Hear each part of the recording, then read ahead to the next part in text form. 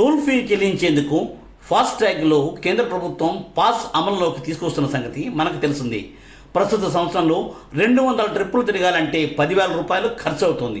మరి ఈ కొత్త యాన్యువల్ పాస్ విధానంలో కేవలం 3,000 రూపాయలు చెల్లిస్తే చాలు 200 ట్రిప్పులు జాతీయ రహదారులపై తిరిగే అవకాశం ఉంది.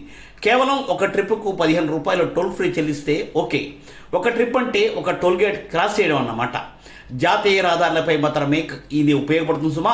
రాష్ట్రాల్లో టోల్ గేట్స్కి ఇది వర్తించదు.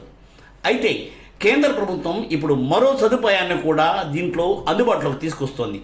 తక్కువ టోల్ ఫీజు మార్గాలను యాప్ ద్వారా తెలియచేయడం, తద్వారా ప్రయాణికులకు టోల్ ఫ్రీ భారం తగ్గించే కొత్త ఫీచర్స్ను రాజ్మార్గ్ యాప్ అనే కేంద్ర ప్రభుత్వ యాప్లో తీసుకువస్తుంది. అది టోల్ గేట్స్ ఎక్కడ ఉన్నాయి, టోల్ గేట్స్ దారులు ఎట్లా ఉంటాయో తెలియజేస్తుంది రాజ్మార్గ్ యాప్.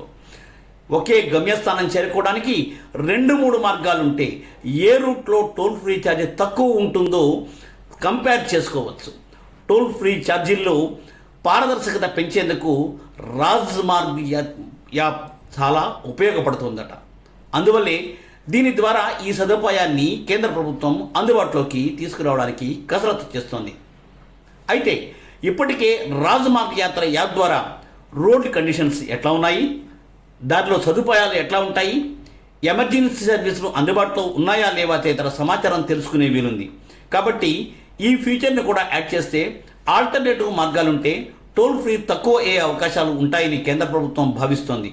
సో ఇలాంటి మంచి సదుపాయాలు కల్పించడంలో మంత్రి నితిన్ గడ్కరీ కృషి నిజంగా అభినందనీయం.